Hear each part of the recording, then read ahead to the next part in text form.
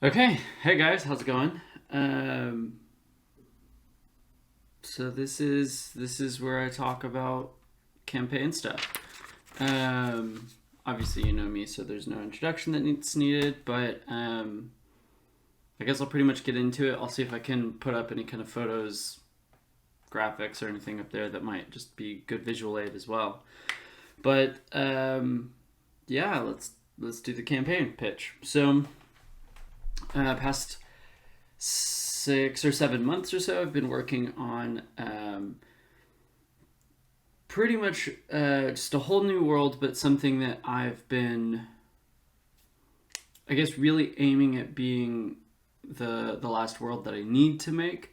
That ideally I can go back to that older style of D&D where everything takes place in one or two worlds, but generally any group can take their character from this campaign and play it over in this group over here, provided these people aren't playing hundreds of years in the past and they're not an elf. But I wanted to be able to create something that was a whole campaign that people could play, or campaign setting that people could play in, like Eberron or the Forgotten Realms. Um, so that's what I did. And I've been working on that for a long, long time. The world, put a photo up here, is called the World of Winding Paths, or at least that's what most of the cultures of the world have come together to know and call it as. The big reason behind calling it the World of Winding Paths is that to many of the people in this world, um, glory and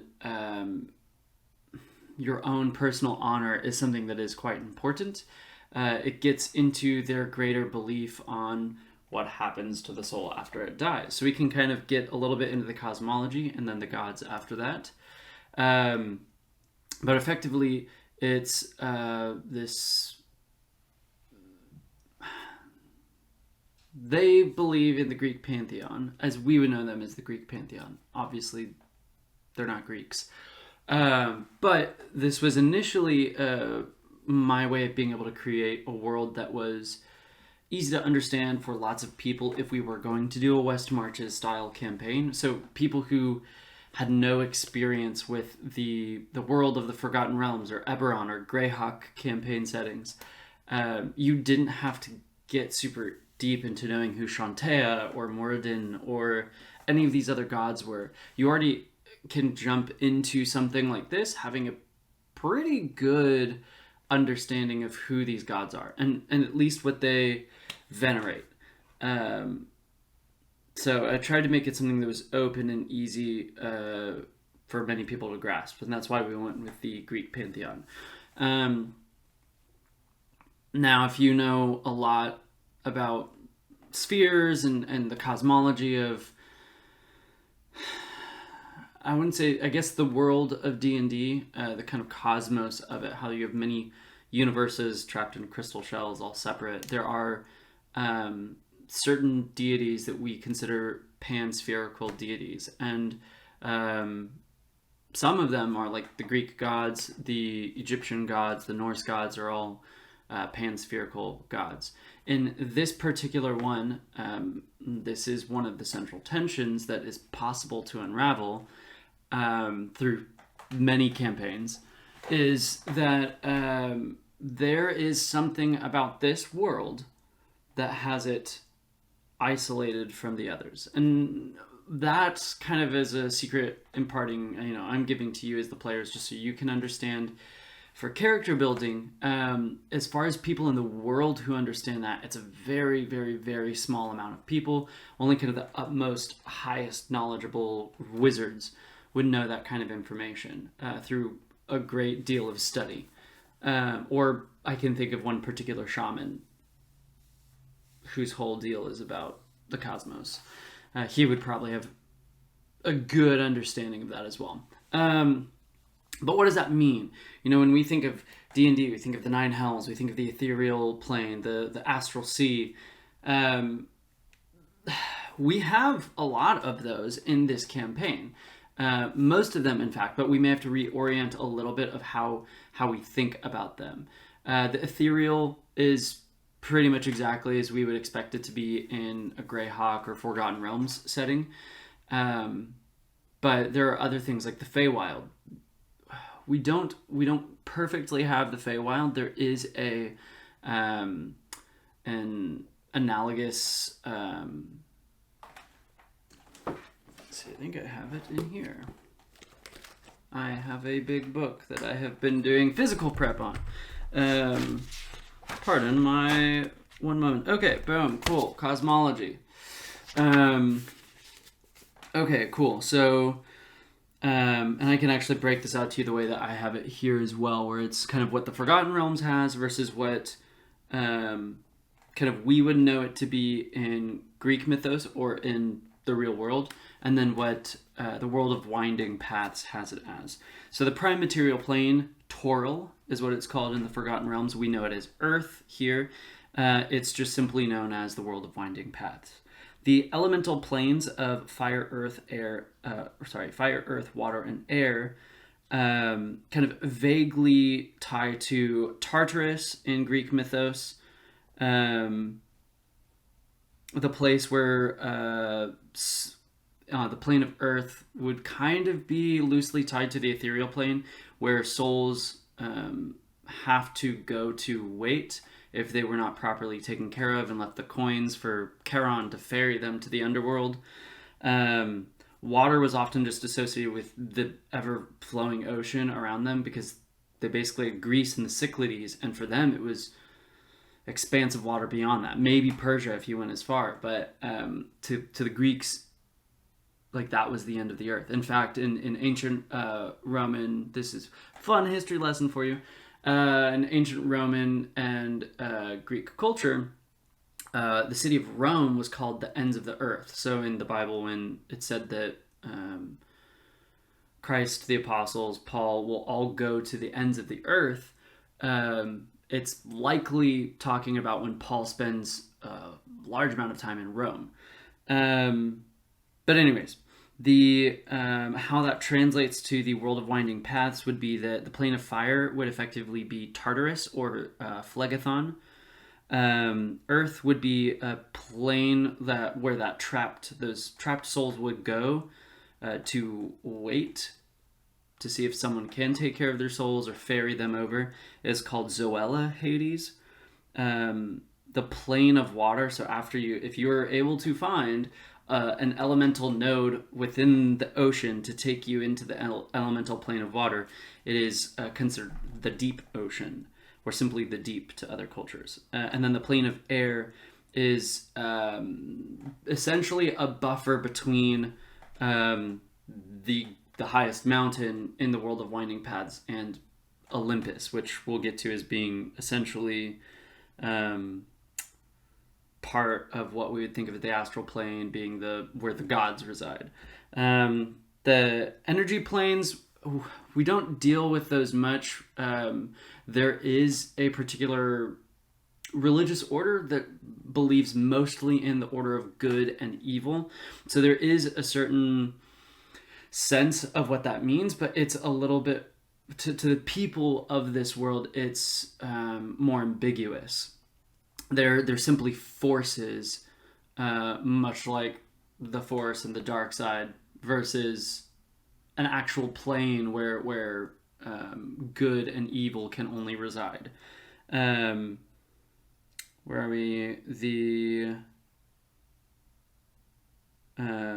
Let's see. Positive energy can be said or believed to come from the Garden of Hesperides, and then the negative energy, which kind of creates that negative evil force, would be said to have come from the Stygian Marsh, but those rarely are places that people can travel to. It'd be very difficult.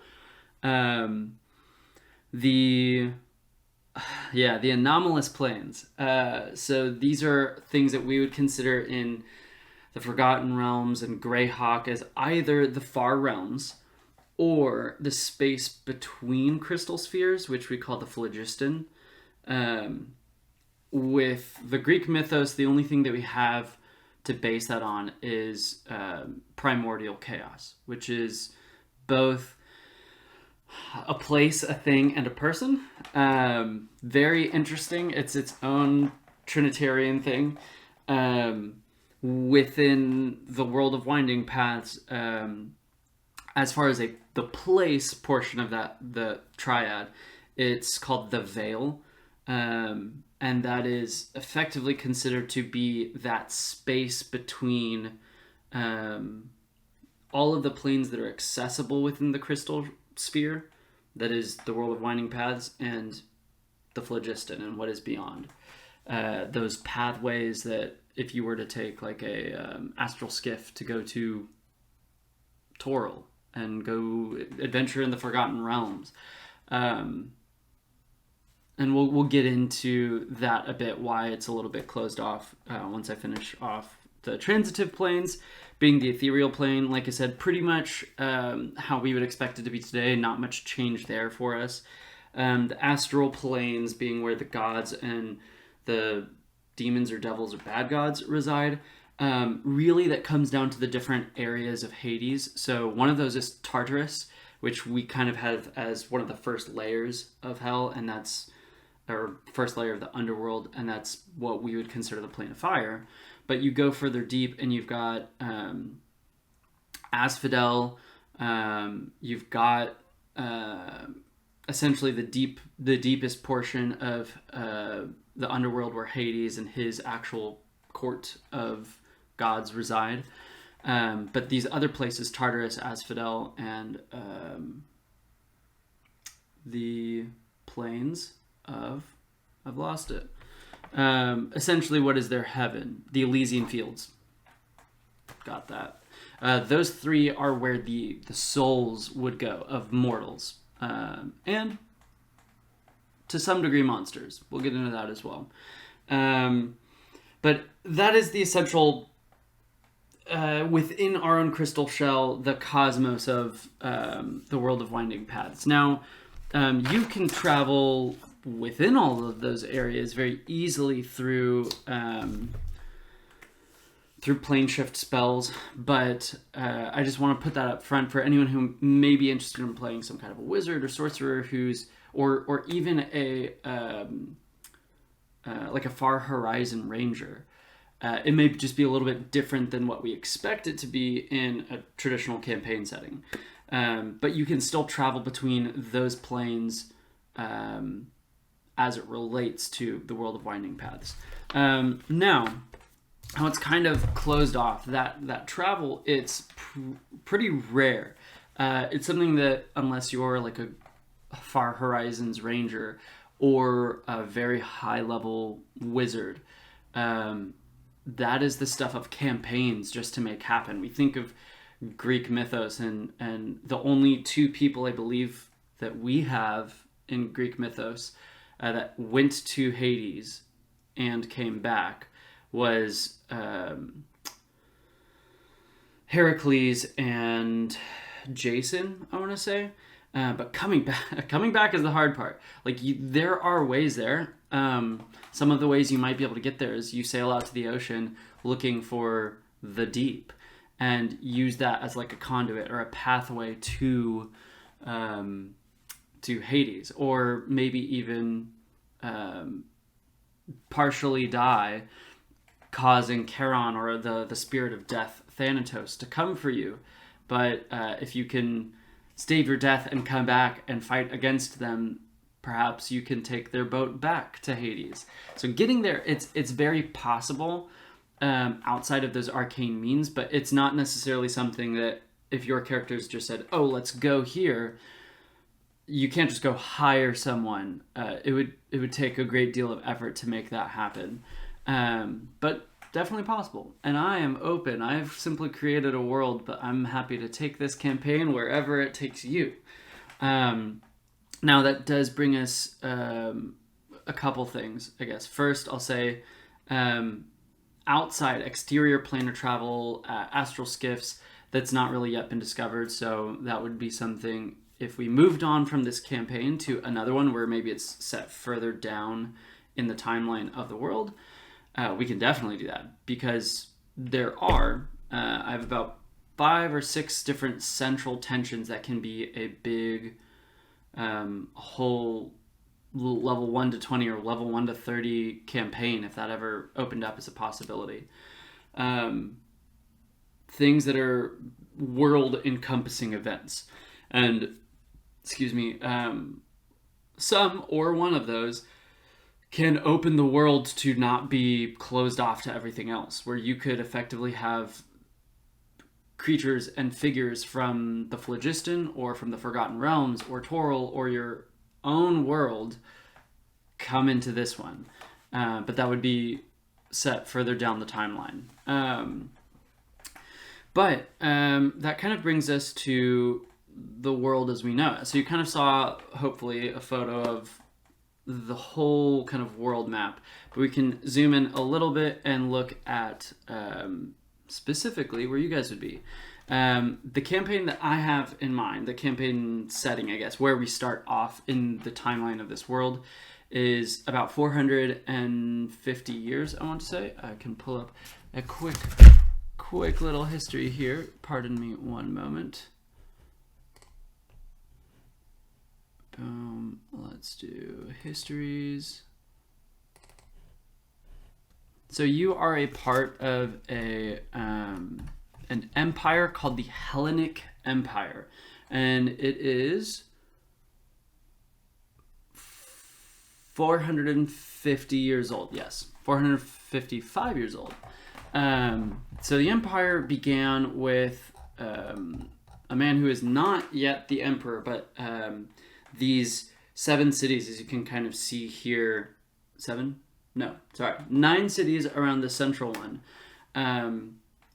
They were all a little bit at war, and it was just a bit of chaos through the early years. But a gentleman named Nalmak Hellas came around and united that central city. He became their first emperor, and essentially sent dignitaries out to these other places saying, we want this to be a peaceful city where all kinds of people can thrive and live.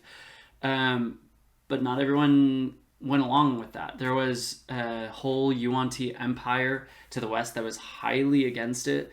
Through, I want to say it's about 40 to 60 year war. Yeah.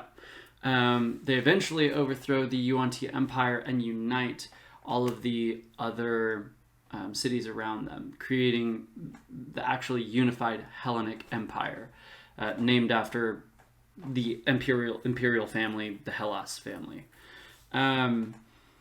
But here we are, 450 years later, and there's a huge document here. I will, after posting this video to you guys, I'll throw this little histories of all the emperors into our Discord. Just so if you want to browse through all of this, I'm not going to bog everyone down with it, but there's, I want to say, 30 or so emperors leading up through this 455-year period. And you can feel free to read that. I would love that. It would make my work meaningful.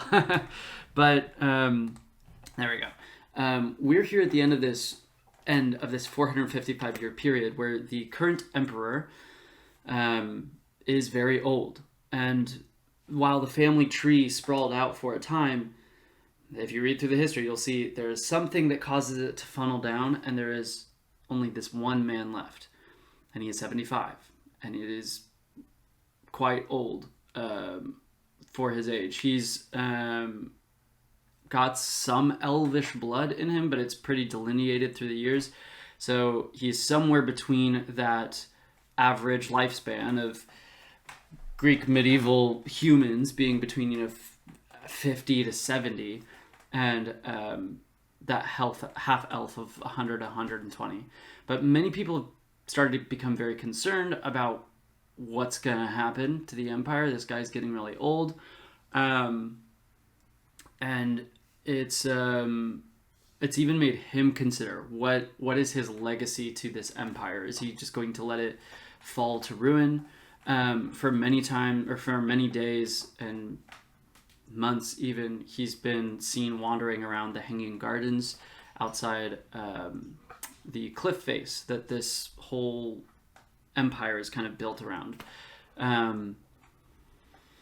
wondering, what is he going to do? And it's kind of caused him to bring about this great commission that brings all of your player characters together. And that's essentially what several of us have tried to do in a campaign, and that's effectively a conquest campaign. But I think we can do it well here. I think we can make this happen. Basically, what he's petitioned to the people and the Senate and gotten approved for is that he'd like to send the people out into the world. It's essentially this, the empire's been confined to this space of this large string of mountains and mesas and the ocean. And when they first formed, plenty of space, but 450 years later, you're pushing the boundaries. So you need to go out there, you need to expand. The only thing is that you're not the only people out there. There's going to be other people to conquer or subjugate or have diplomacy with. You guys, your organization is effectively the frontline people. If you go out there and you make first contact, if you will, with this other area or these other peoples, and you're the ones who initiate conflict, the Empire is going to back you up on that. But they want that land, so you got to win. And eventually it's going to be this back and forth of like, you can go to these places, and if you can have good political discourse and invite them back where we can work out some kind of a diplomatic resolution for them peacefully joining the Union of the Empire, great. If not, you guys are tasked essentially with weakening the enemy governments as best as you can and then returning. And there were a couple of ways that I went about in my head doing the actual war conflict. Creating a card-based game, which I have a little bit of work on, that would be functionally similar to Gwent. If you've played that, it's a Witcher 3 game. You can download it on your phone just to see what it's like if you want. But it'd be functionally similar to that, where the card game itself has named NPCs and generals that you would play as. And we could do that, or we can use Matt Colville's Kingdoms and Warfare system, which we all have now. It's somewhere in our group chat. I sent you guys the PDF for it. We're all still waiting for the hard copy books, but we can effectively make all the troops, and you can do the actual combat scenarios. So you guys would be able to, as your party, go out and do these things and then come back. And then you guys, if we want, we can take a break between these stints, where I'm assuming they're going to be 4 to 6 months of us playing campaigns of you guys going out to these other areas and coming back. And then when we come back, you guys can make your armies using these systems, and you'll play against the one that I make that represents the enemy forces. Something that I did really feel inspired by that I wanted to make evident through here, and this is just another way that you guys get a opportunity to form the whole world and just how people think, is there's a great Matt Colville video on what he thinks to be the greatest story in gaming, period. And I highly recommend watching it. I will find it for you. I will put the link down below somewhere. But it's effectively, for him, it was a card game called Legend of the Five Rings. And they did something really cool and unique where they would go to these conventions and these tournaments they would play. And you'd have, it's kind of feudal Japan, but fantasy-esque. And you'd have these 12 different clans all vying for power. And they would send out these newsletters. You would say, hey, I play as a Crane clan member. And the organization that makes the game would create these newsletters for you on what's happening with your clan. And they'd email it to you once a month. And at tournaments, if a clan member, someone signed up and said, I'm playing as a clan member, I've got this deck and I'm going to win. And if they win, that goes into the lore of what happens. And for you guys, I would like to know, if you make a character for using the kingdoms and warfare kind of setting, you'll make your units. But I want you to make a general character, because I want to know if you keep winning battles with these, that people are going to, when you're walking around as your party in the capital city, you'll hear people talking about how amazing this general is, and how people are rallying behind him. And I want that to really inform people's thoughts. But not only that, if the only wins that are happening are from forces that you've built that are elvish or human, then there's a good chance that maybe any remaining Yuan-Ti factions or Drow factions really try to drive that elitism home, to say, like, these people, like, they're clearly trying to rise up against us and just command the whole empire because the emperor's on his last legs. Who's going to run this? Well, all the humans are going to take over, and it's become this huge ethnic genocide or something like that.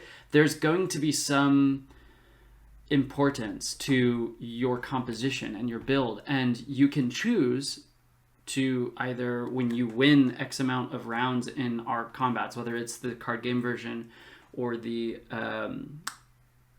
Kingdoms and Warfare, you can choose to spare, kill, do whatever you want with the commanding leader.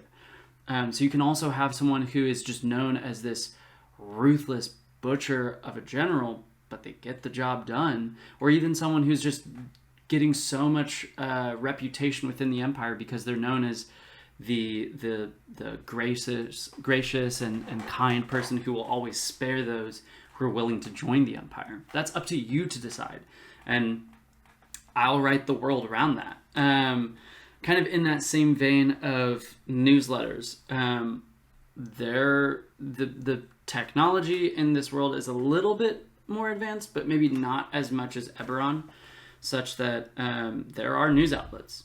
And you guys, your player characters, what I'd like for you to do is, I'm going to be able to give you guys a list of, here's all the different news publications, and they can be focusing over specifically Champion, which some of you guys might know is like the superhero like guild, but they might just cover the politics, what's happening in the Senate. They might just cover kind of the nature and what's happening around as new people are joining the empire. You get to choose what you want to subscribe to, and I will make the newsletters in like PDF format and Photoshop, and ideally you'd get one a month, and you'd be able to get an idea of how the world is evolving. It's a good way for you guys to get some kind of a lore fix without having to go necessarily deep and hunt into it. And you may want to also hunt down some of the lore and plot thick stuff, but you don't have to. I'm very happy making this into whatever kind of a campaign you guys want it to be. That's what it's going to be. It's going to be an ever-flowing world that is very much evolving around your guys' actions, as well as both the standalone player units and the major faction armies. Okay, so we'll get off the Empire and Commission a little bit. I'll give you just a brief little snapshot at maybe some of the other paths. So the three systems that I've been working on for this is the piety. So your connection with your God and how it also pays back to you. It's a very give and take relationship that I have. The system is not unique. It is from the Mythic Odysseys of Theros book, which I have a hard copy of. It's also in, I own every book on D&D Beyond, and you have access to it now if you've already joined that link. So you can feel free to read up on specifically how the system works. But effectively, you please your God, you gain points in your piety with that God, and you get things back. So you guys have already seen, I've dropped in all of the tables. I'm working on, you can also look at that Aphrodite page. That is what each god will get one of its own pages to kind of tell you some of the things that you can do to please them, to increase your piety score with them, and how you can interact with other people who also worship that god. I'm going to create that in full. You guys have the tables though, so you can at least see some of those things you get from your god by doing that. Now, something that I may have touched on in that is that the gods, they're jealous. If you leave, which you're free to at any point, so you would choose a god that you, like a house god that you follow at character creation. But if at any point you want to change that, you can. But if you switch from Aphrodite to Hephaestus, for instance, and you were a piety 30 with Aphrodite, you don't jump in at a 30 piety with Hephaestus. He doesn't know you. You have to earn that time back. And if for whatever reason you want to go back to Aphrodite, she'll remember. And it's going to take a great deal of sacrifice, or even its own mission to prove you mean what you mean by, I want to come back and be a tool for you, effectively. That's kind of, we've kind of all seen Clash of the Titans and War of the Titans, and just these Greek epics where the gods definitely see the mortal people as tools to execute their vision for the world. So that's very much what it is, but we also get something out of that. And I wanted to make sure that you guys got that, because that's something I felt for a long time. Both of my two major campaigns I've run have dealt a lot with the gods. And I felt like I had to create a lot to make it like you had an actual relationship with them. If you weren't a cleric or even a paladin, like you still have to add some stuff to it to really give them that sense of connection to their god. So I wanted to have some kind of a system where it builds on that. But it still makes it clear that paladins and clerics, they do have their own, like they go above and beyond. They don't just have this as their house god and run into battle saying, for Ares. They do a lot more than that. So they're still very unique. But this will let other people who aren't paladins and clerics, who want a connection to a god, they can still have that and get something out of it. Other systems, let's see. So companions, I am a huge Dragon Age, Mass Effect person, even Star Wars, Knights of the Old Republic, and I've always appreciated that sense of a connected NPC. And in D&D, I think you get that as much as, like, you get as much as you pour into it, certainly. But I also wanted something that was, you have a concrete idea of how it works, because in at least those games, you know, okay, I take this person with me, I can build up my reputation and my relationship with them, and eventually that opens up new missions or dialogue options for a video game. But it opens things up to be more engaging for these NPCs. And I wanted something that was more hard mechanics like that. So I've been working on companions. And with your guys' organization, it's supposed to be more people than just you. Initially, it was, as a West Marches campaign, it'd be everyone. And you can pick and choose your parties.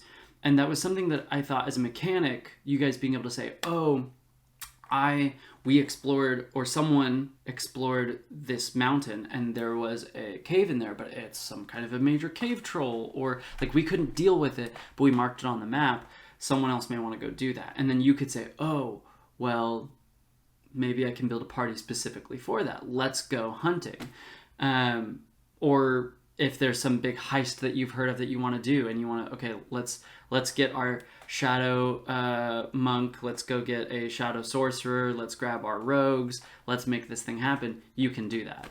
And I didn't want you guys to lose out on an opportunity like that. So your organization is still going to be full of people and NPCs, but they're optional companions. So how this would functionally work for you guys is effectively they would be, if you convince them to join you and take them on some of your adventures with you, they would be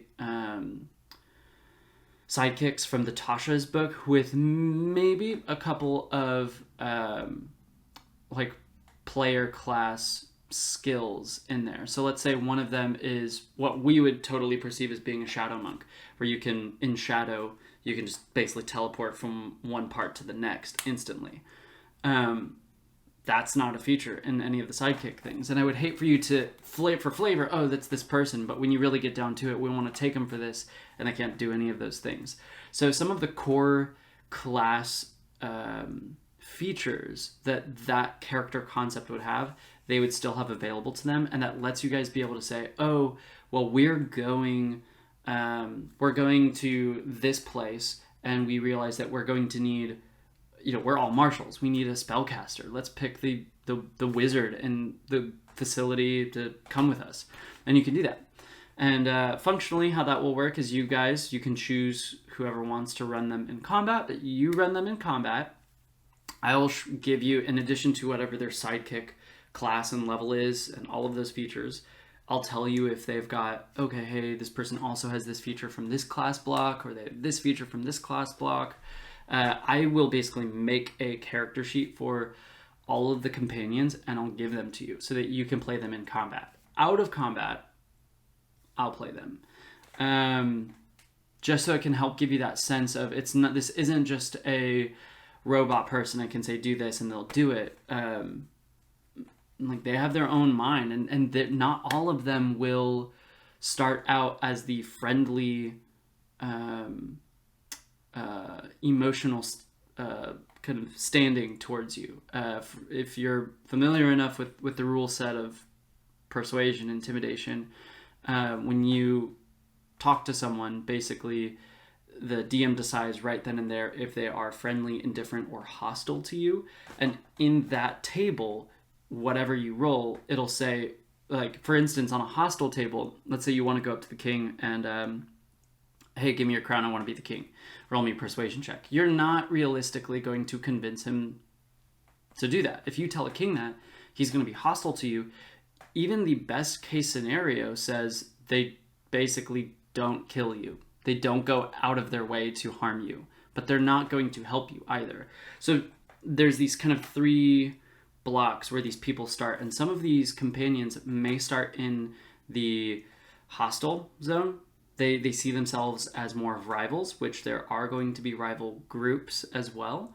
That is much more inspired by the most recent book coming out by Matt Colville, that they were having these rival unions against you, basically.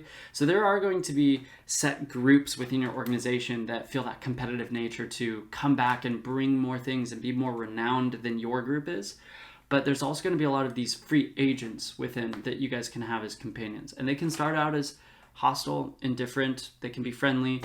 And then if you so deem that you want to pursue a relationship, more friendly.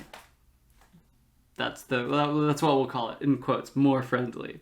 But those are the companions, and you can basically build them up.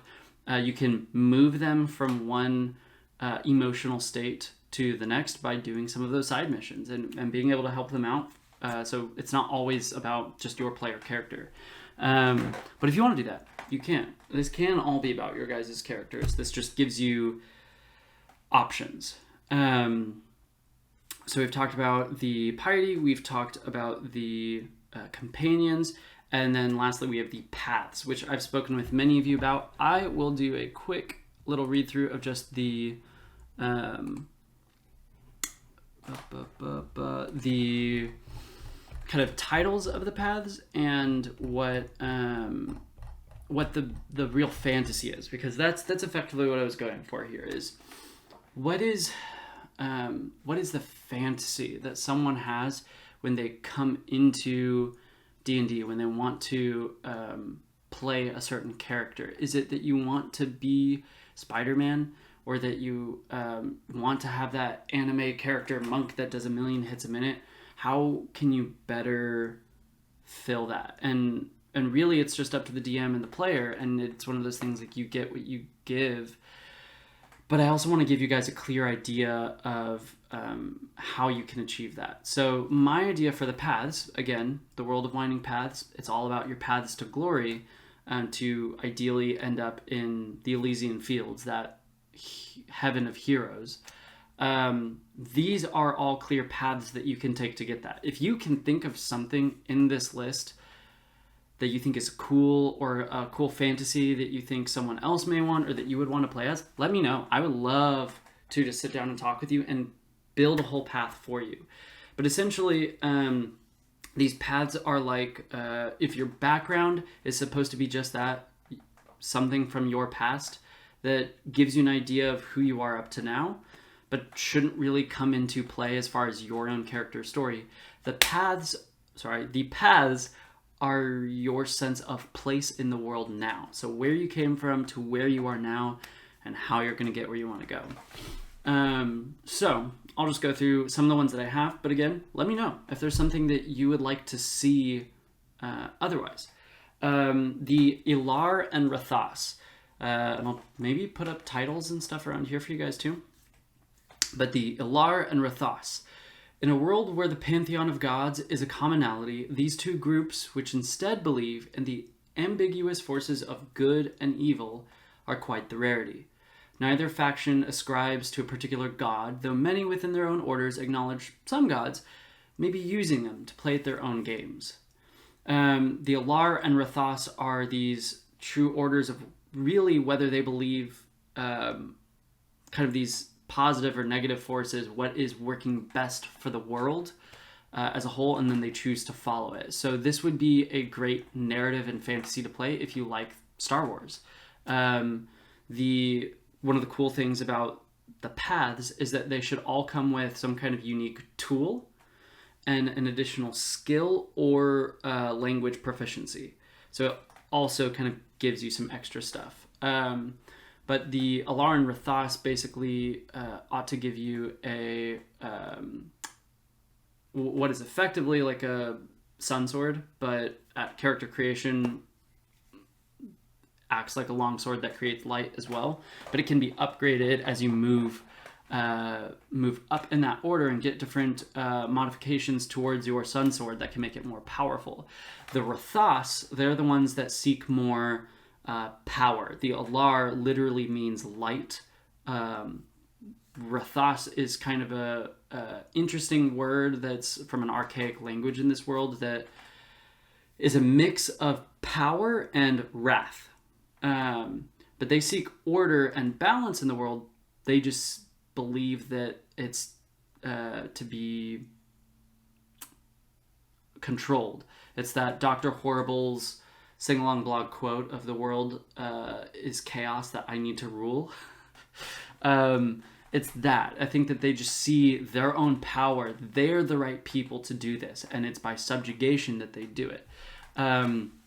And one of the unique things about the Rathas is that they keep these kind of channels in their sun swords that have, because they go off of power and pain and passion, their handles or hilts are often spiked and edged, so when you grab onto it, it will make you bleed. So a human Rathas, their sun sword will come out red. An Illithid will come out with a blue sun sword, which is within the Ilar order, one of the most terrifying things to see is a blue hue with a sun sword around the corner. But it kind of adds just a little bit more flavor to their own style. Champion is the Cadmus Hero Agency Immortal Protectorate Insurance of the Olympiad Nation. They're the Avengers. This is the hero agency and essentially the now police network. There used to be its own police network. Some of them might still be around doing their own stuff. But Champion, they originally started with the first hero, Cadmus, who was approved by the third Emperor Pantapheros during the war that was going on that happened throughout the first 5 emperors. So they were approved to basically like go in and eliminate the Yuan-Ti and the Drow, and they made it happen. And now their goal is to protect the heart of the empire. That is essentially what is the city, the primary city of Hellenae. But yeah, definitely play that if you like Marvel, DC, The Boys, My Hero Academia. Within their own group, there are already several superheroes that I've made. There's 3 divisions as well. Do I have them written out here? There's 3 divisions. There's the Didacts, which are the more mystical ones. The Seekers, which are they'd be like your rogues and your hunters, the people who look for the loot out of it. And then you've got the Guardians, which are like the bigger, the stronger, the protectors. So you can kind of fall within these 3 branches. And then there's different layers throughout this. So between levels 1 and 5, your character would be considered hero support. You're the beat cops or the sidekicks.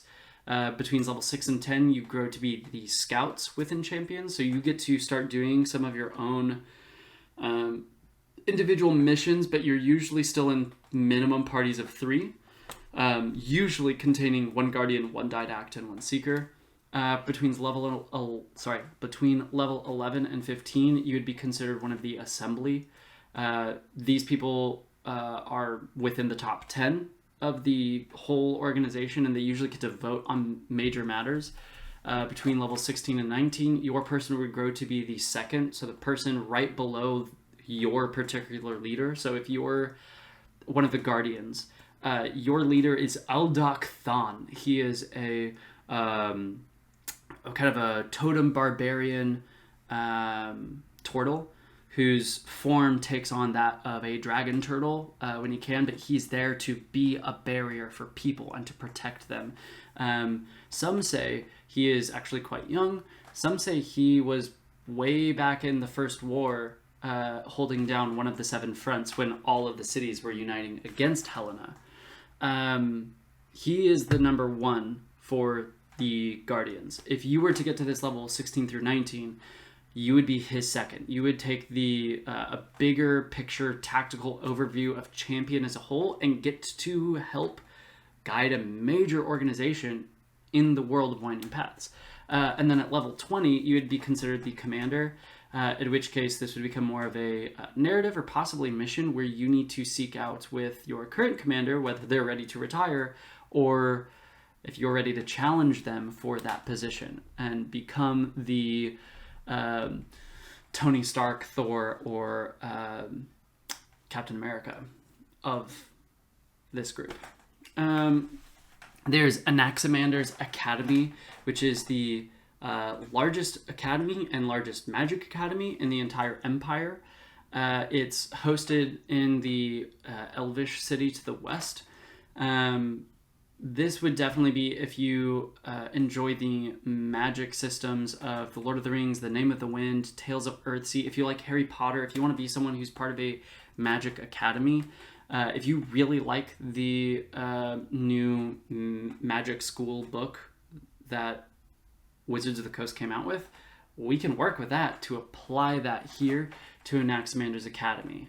So you would effectively be a student, and how it would be treated with the organization that's going out and conquering the world effectively is either like a work-study program or your summer school. You're getting credit for going off and doing these things. So this is a fun one, especially for all of the magical classes. The Sarissa of Cassicles Hellas. So the Emperor Cassicles Hellas was a very paranoid man. So during the Great Expansion era of the Empire, this group is tasked with keeping a covert eye on other major organizations, trying to make sure that as the Empire's going through this massive expansion, that no one else is trying to undo the Empire where it doesn't have its eyes on it. But they're effectively, if you like James Bond, Mission Impossible, the video game Hitman, if you like S.H.I.E.L.D. from Marvel, if you like John Wick, this is the organization you want to be a part of. It's a lot of spies and assassins. So within this group, there's two major organizations. The organization 17, XVII, they often rearrange their letters into that anagram, I guess, of Vici, V-I-X-I, which means I lived, or sometimes translates to my life is over. These are the people that have given their life to the Empire. They've severed almost all other ties they have with the world. Now, why is it called Organization 17? These are the top 17 assassins in the Empire. There are only 17 in the Empire. No more, no less.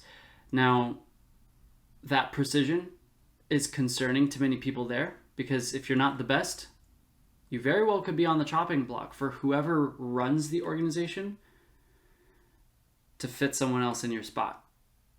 And with what you know, you're probably not staying around.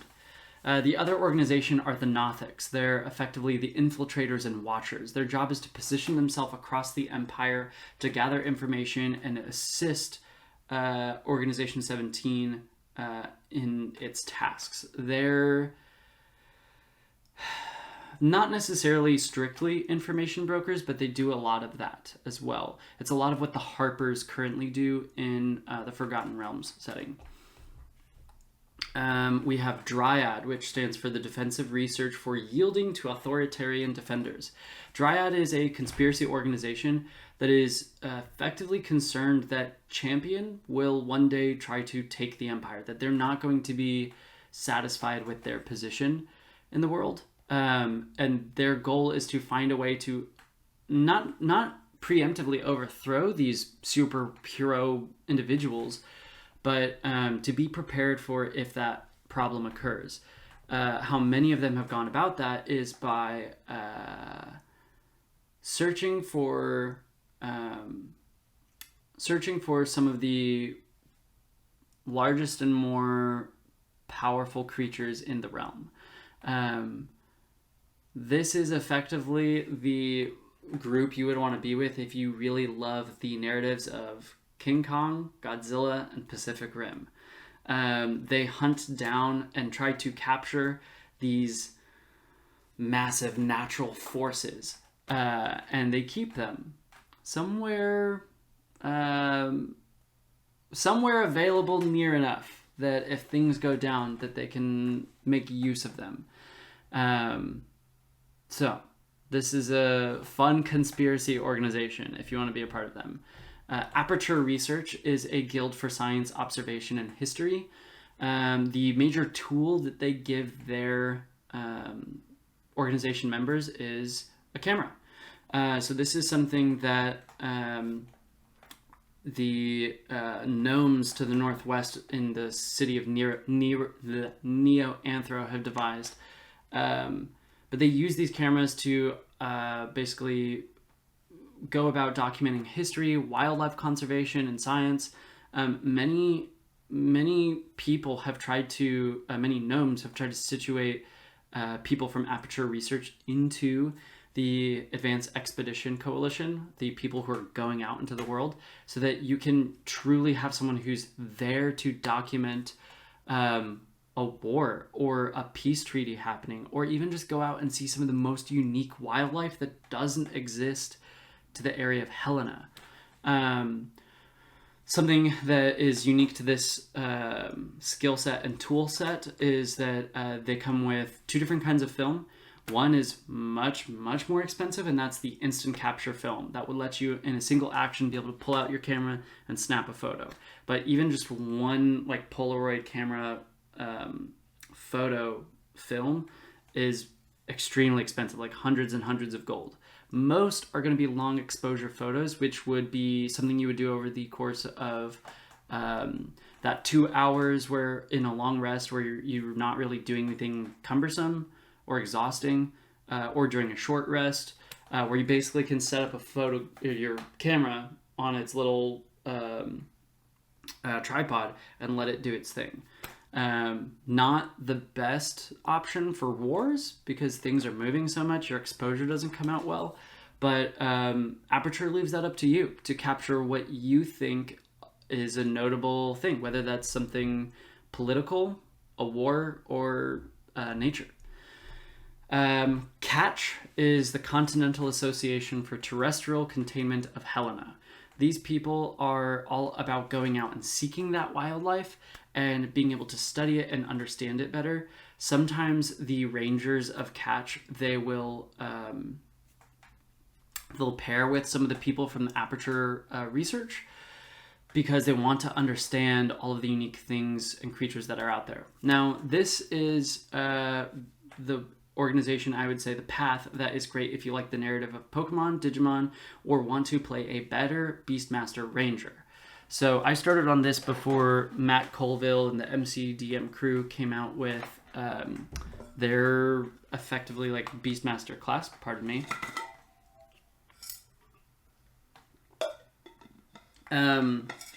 So if you have already read that class and you really like it, I would be open to pulling that in as well. But if no other players want to play CATCH and you want to play that, we might get rid of this path altogether.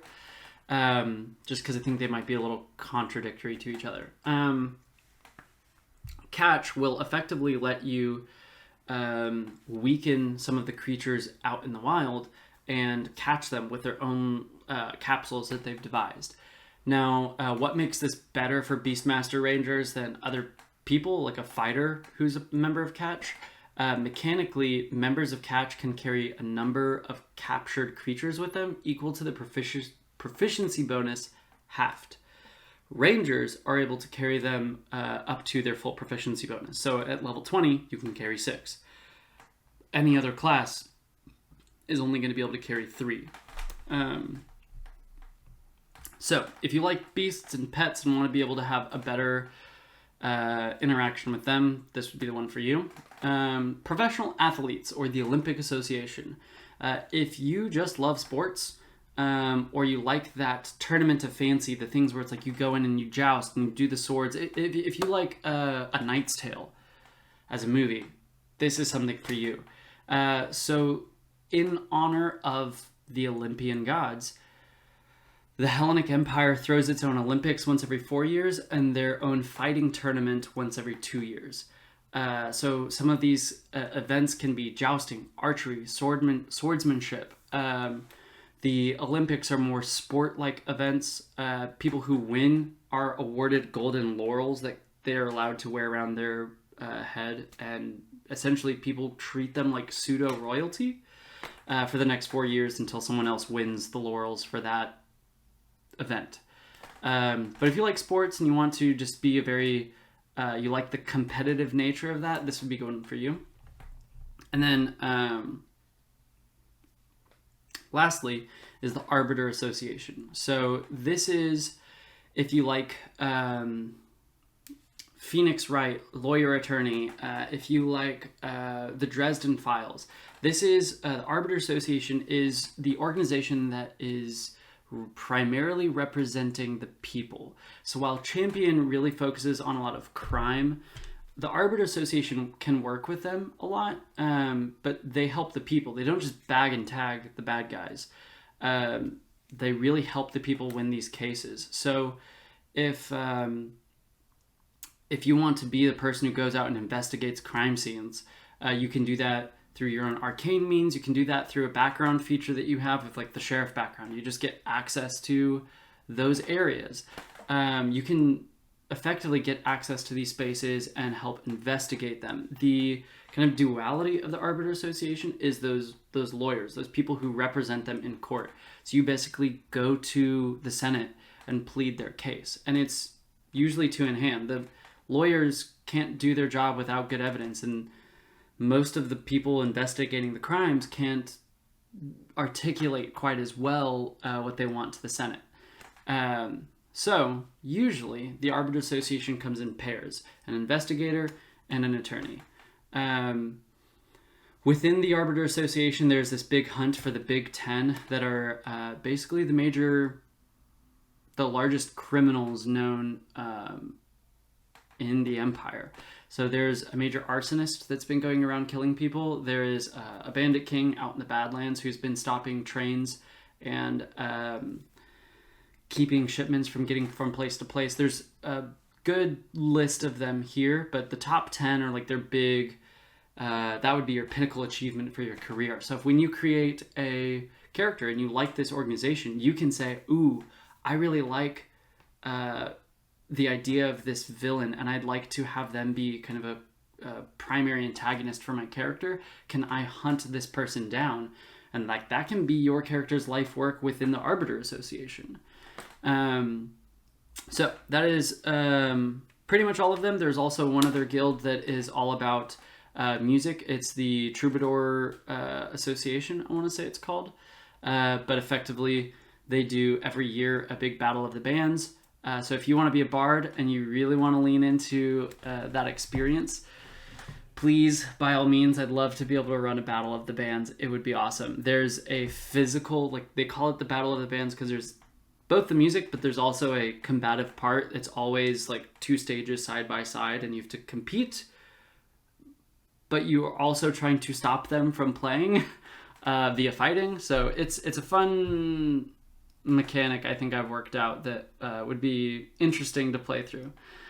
Let's see. Okay, so that's pretty much everything. Now, we've talked about that this is going to be a gritty realism game. And some of you have maybe coerced or gathered from me that while you guys, your characters are operating under gritty realism, not everyone else will be. And I'm hoping to convince you or explain to you why that is the case now with the opening monologue that I've written up. So this would be the first thing you guys would see. This effectively leads into you guys joining the Advanced Expedition Coalition. So I'll go ahead and read this, and I'll leave you guys with that. But yeah, without further ado, let's do that. You don't remember how you got here.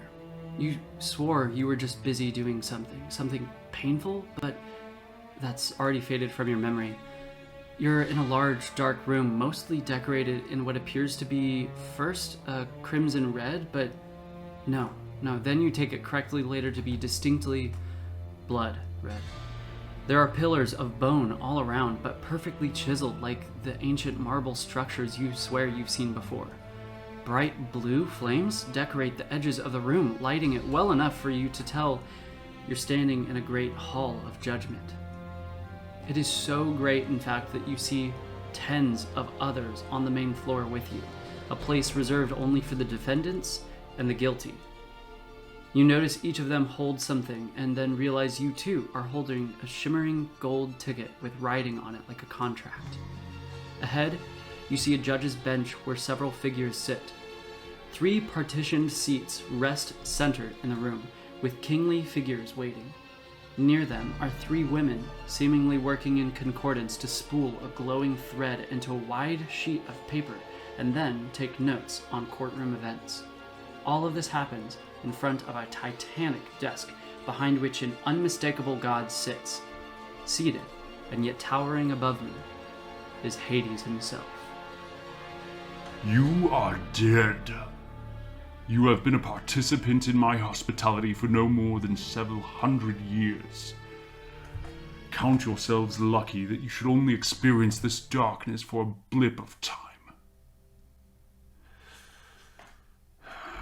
You all were but one incarnation from the Undying Lands.